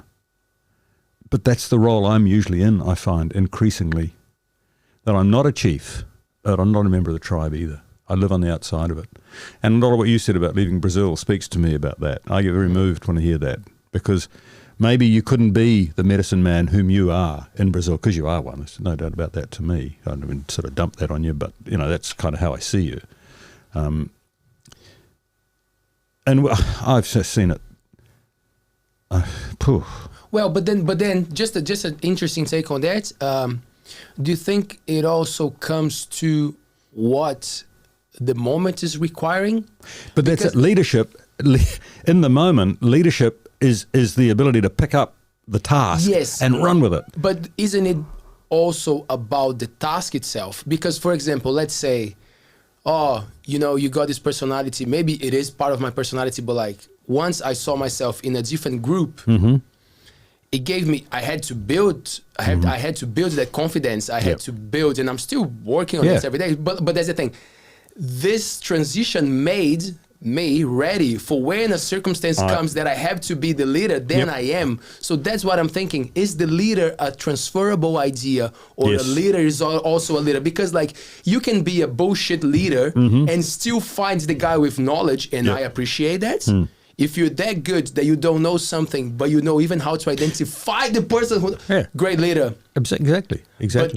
But that's all right. Is that a concept that fits that makes sense? I think so. Right. But also the title. Think back to the title of the book. The title of the book is Medicine Man Chief, and the what's it? The tenet, the proposal of the book, the proposition the book makes is that tomorrow's leader, the medicine man, becomes the chief, and works in a collaborative way instead of Genghis Khan, for example, or Donald Trump, because there's really not much difference between them. The methods are different, the context's different, the date's different, but the principle's the same. Sorry, in the world, in America, I can see a big difference between Trump and Biden, between Democrats, but when it comes to the worldwide, it doesn't make much difference for us, does it? It doesn't, because they are like an imperialist government, and they always gonna try to run to keep the power. Doesn't matter who is in the side A, and that's one thing that in this last election I kind of got a little bit upset, because like as a Brazilian, we know that Americans are not good for any other overseas country. Like what they want is get your petrol or get whatever they want, because they want to keep the American dream, right? Absolutely. So we know that. And then when it came to these elections now, everybody was like, nah, we need to put the Democrats because, like they are not racist, so they are not whatever Trump is, like, and I totally agree.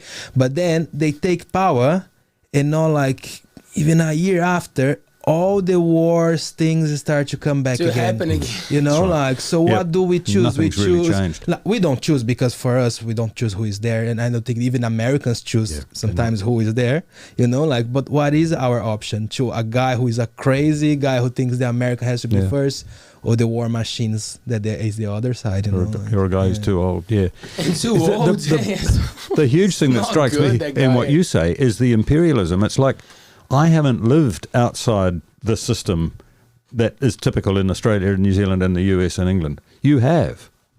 I don't know what that's like. I don't know what it's like to see our system from outside. And I totally agree that, and it's the same in England at the moment. They're all sort of saying, it doesn't actually matter much who leads the Conservative Party. It's not going to change. Doesn't matter whether it's going to be Rishi or what's her name, Penny Mordaunt.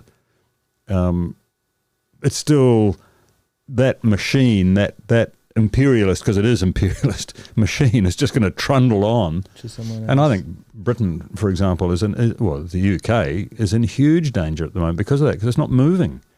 It's still sitting there thinking that this 60, and here's me at 72 saying this, that this whole bunch of old people are still governing the country in a way that's relevant. Well, bullshit, they're not. It's just ridiculous. It's embarrassing.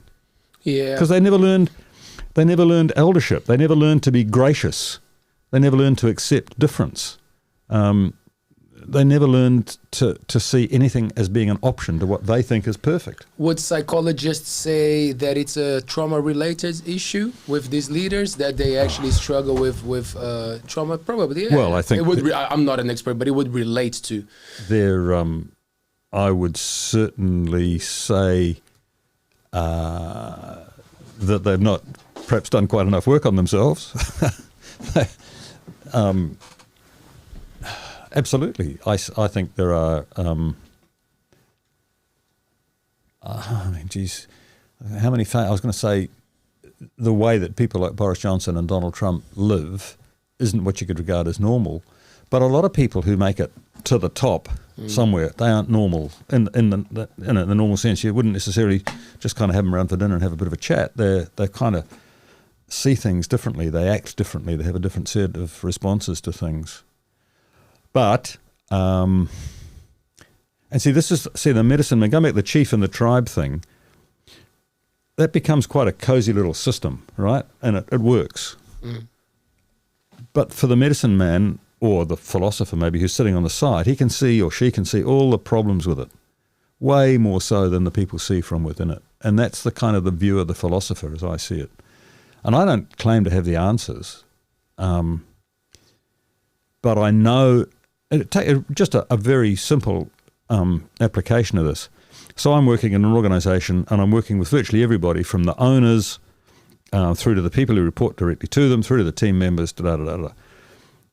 I get a view of the organisation that the CEO doesn't have. You can't see it from the point of view of owning it and being responsible for whatever it is, $30 million a year, and the lives and salaries, or the salaries of 50 people and a whole bunch of clients and stuff. You can't see it independently. You're looking through it the lens of the owner of the company. I can sit over to the side and say, well, he's up there, yeah, not much operational control in there. No, they're not noticing that. Da-da-da-da. And there's just, you can sort of see the flaws and the faults in a way that it doesn't threaten me to see them. But if I'm the boss and I see them, it threatens me, because it's like, shit, I've got to do something about it. And it's one of the problems with the medicine man, that you got to have a relationship with the chief. Otherwise, you're not going to, because you're sort of working for the well-being of the tribe, and that's the concept of it as I get it. But you've got to make sure the medicine isn't too strong for either the tribe or the chief, because if you can't maintain that relationship between them, you're buggered. And that's why it's so important, I think, for coaching to come from someone external to the organisation, because they simply haven't got the same level of vested interest that an internal coach has got. I think you touched on that earlier on. Yeah. I don't think I've done your question justice. I really kind of feel like I've moved away from it. I think you did, actually. Thank you. I appreciate that. It is a little bit into it. On the comparison with tribes, but I totally understand, because that's from where we came from. Yeah. But nowadays, it seems like, because I think it's probably the same book that they say that we have a limit of face that we can recognize as well. That's you right. know, like, so it's like nowadays there's so many people that when you say, of course, it's not one guy who controls, not just Trump or Biden who controls it or anything, but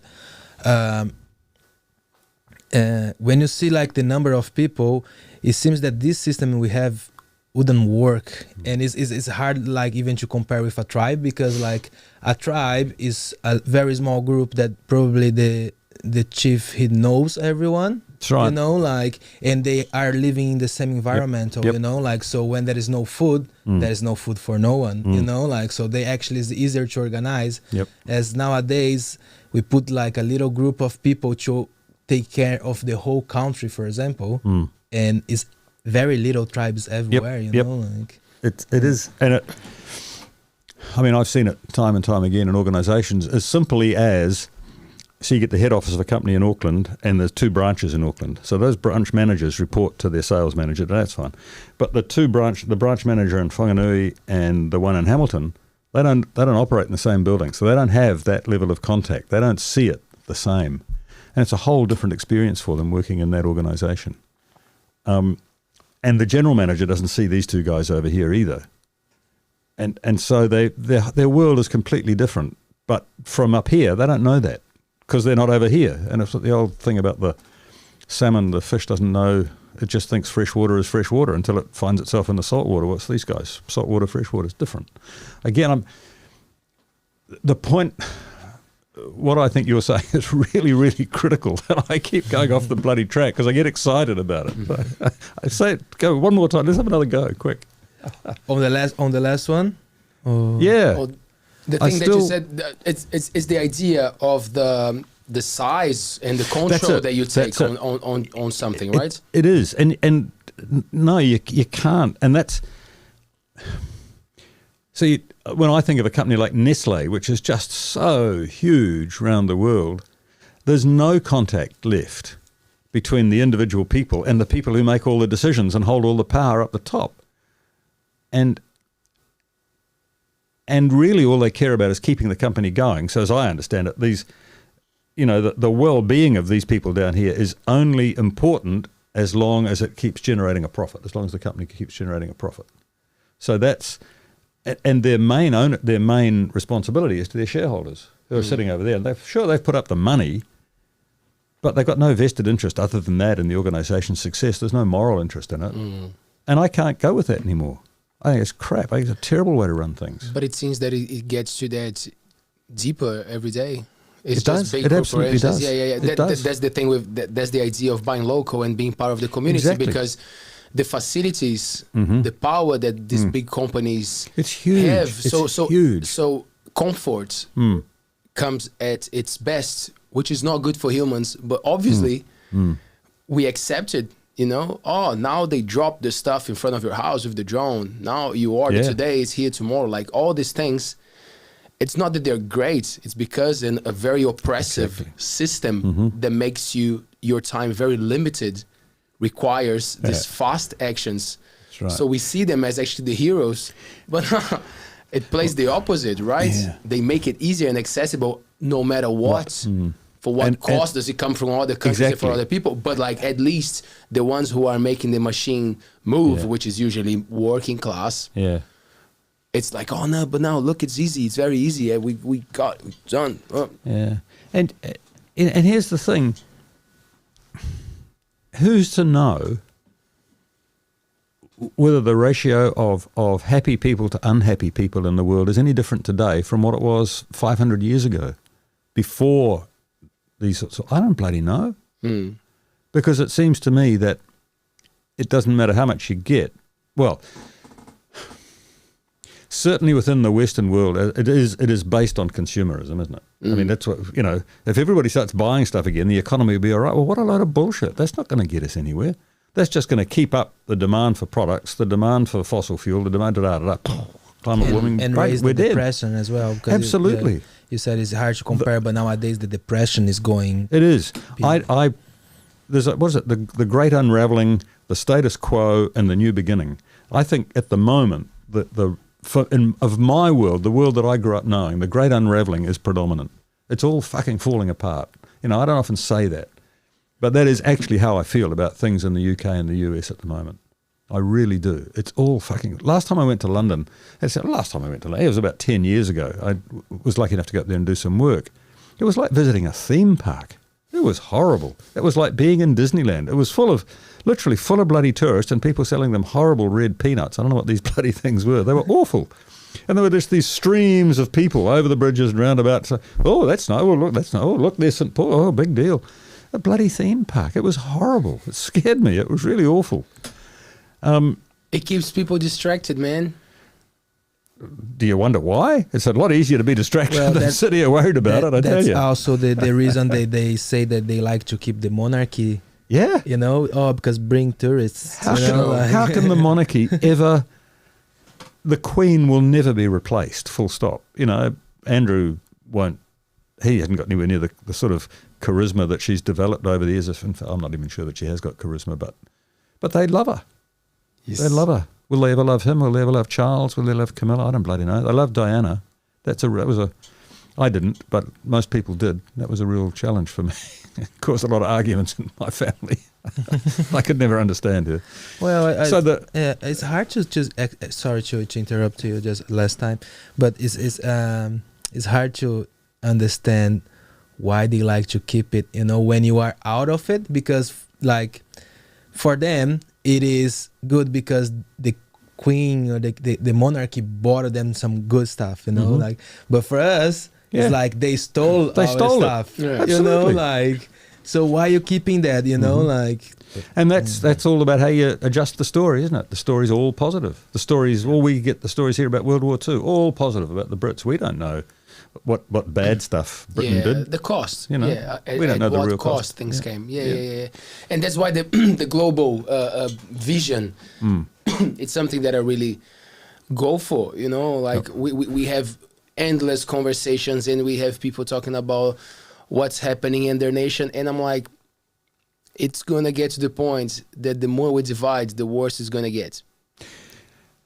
The global vision, the idea, it might have to come in a strong way because it's bad right now, but it might have to go like drastic watershed, fresh air, chaos, and people are like, the young people, hopefully, and that's why I really appreciate what you're saying, because the elderly hold so much power, but before that power, it should be humble up front. Absolutely. And ready to understand that, man, these people coming now, they're sharp, they're polished, like let's work together. They can relate to each other. One of the things that gives me huge hope is going into the classroom of our grandchildren, say up to the age of 10, the stuff on the walls, how to solve a problem, the values that we want held in here, keep your hands to yourself, be nice to people, say hello, just basic stuff.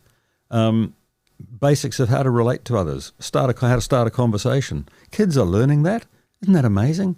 That their demand, but think the conflict that they're going to have to push the old out of the way. And maybe it is going to take a crisis. I don't know. That's what I call the great unraveling. And it's changing. We are in the middle, I think, of incredible times of change. Incredible. That's why this is important. Oh, very.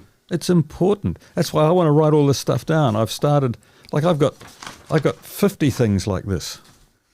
And I've at least got them now. I've got some of them into one Word document. It's about as far as I've got. And I've written the introduction and I've started writing the chapter headings, and I don't know what it'll be until I'm finished it. And I haven't had any chance to work on it for the last 2 weeks. I did a little bit today because I wanted to at least freshen my mind up on a couple of things. Because these...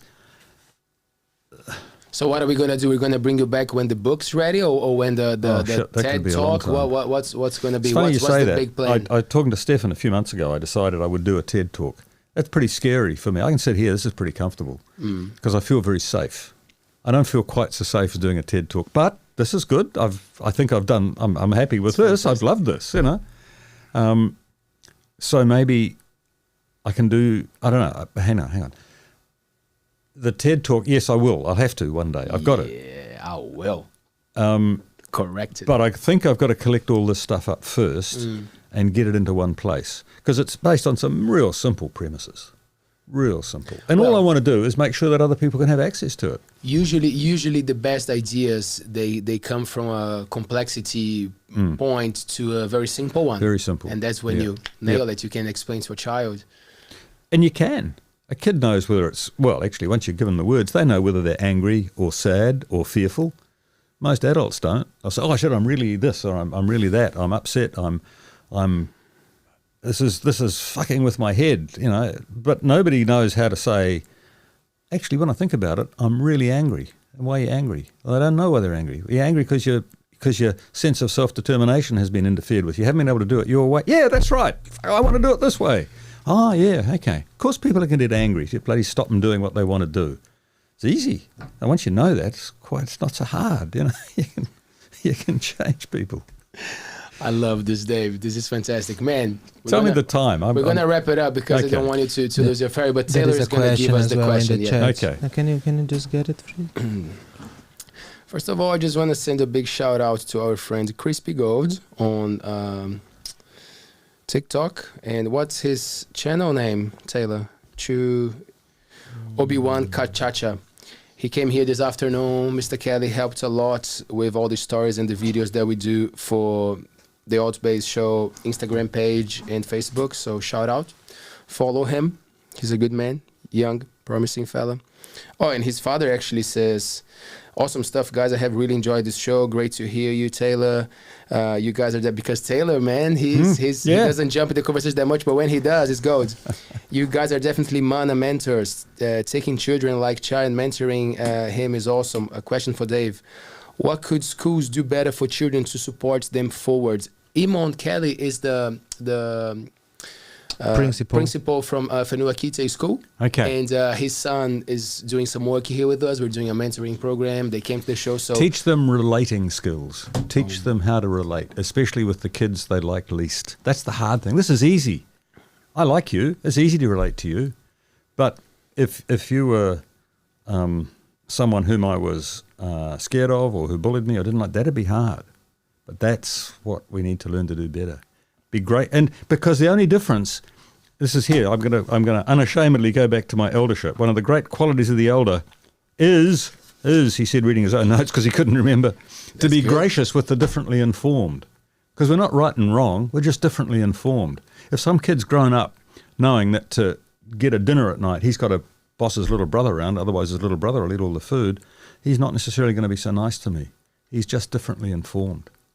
How can I be gracious with him in a way that will help him and me get on better? That's so important. Be great. Teach them relating skills, just how to get on with the people they find hardest. And how do you do that? It's easy to say. Let me see if I can, how would I suggest you do that?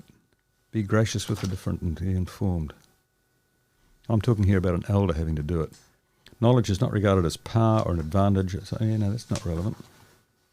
That is relevant, man, because that's the thing. One of the biggest educators in Brazil, Paulo Freire, has this very simple concept of relating to the cultural background of a person in front of you. Yeah. Like it's understanding that you want to send a message. Obviously, they have a message to send to you. Yeah. Once you establish that simple connection of power, you both have power. Yeah. Maybe at this stage right now, I'm here to give you some of my knowledge. Yeah. But maybe in 20 minutes or tomorrow, I might need your knowledge, my man. Let's establish right from the beginning so that little one that you started, of course, is powerful. That's one of 20. That's why I get excited. Here's this isn't written down. I studied Māori theology for a year. I did 2 papers with a Catholic priest, Pa Henry Tate, who's quite well known. He'd always say, I'm a Catholic, but first I'm a Māori. And he said when he's working with anybody, he will work to address, enhance or restore their mana. Address, enhance or restore their mana. And I use that all the time. When I meet someone, I will at least address their existence. Hey, how you doing? You're looking good today. If you're looking a bit glum, come on, you want to have a coffee? Do something that might. And what do I mean by mana? Their sense, their worth in the world. Their sense about themselves. This could be a long topic. Or restore their mana. Pa Tate was doing a lot of work in prisons. How good is the mana? Your mana's trampled in prison. That's horrible. It's horrible. Your mana's probably been trampled long before you got to prison. So there's that thing. So if every one of those kids learns to address, enhance or restore the mana of the kids around him or her, the world will be a better place. Kia ora. Kia ora, my friends. Ooh. Mr. Burton, what a pleasure. This has been a lot of fun. I'm sure the idea of this show, obviously, it's already growing by itself, like we prepared the machine to move forward, and now that it's ready, it's only going to go forward. We really appreciate inspiring conversations. Thank you. So there's more room for future visits and collaborations and a lot of cool things that I'm sure we can do together. Yep. You have my support. On stage as well. Yeah, that too. You cut me in. Jeez, if I heard you guys were playing again and I hadn't been invited, I'd be really pissed off, I'll tell you now. That meant so much to me. It was fun, man. That keeps me relevant. That's about being an elder. I'm still relevant in the world. Hey, I can do the sound for these guys. Woohoo. And you guys, in turn, were almost elders to that audience because you gave them some fun. Bloody good sound you did. Yeah. Well, again, I'm gonna go back to the point where I like to sit with my consciousness. If the crowd was not there, I would be jumping like an idiot to whom, you know. And people, oh, you got people moving. I'm like, I was moving. You know, I was moving. You know, Dave set up the sound. The band was sharp. What's my job? I got people in front of me. If I want them to move, I'm gonna move. If I want them to sing, I'm gonna sing. You know, so that's the collaboration that I would say sums up this beautiful thing that we're talking about. And that's collaboration. You respected your audience. If I saw anything, it was I saw you love and respect your audience. That works.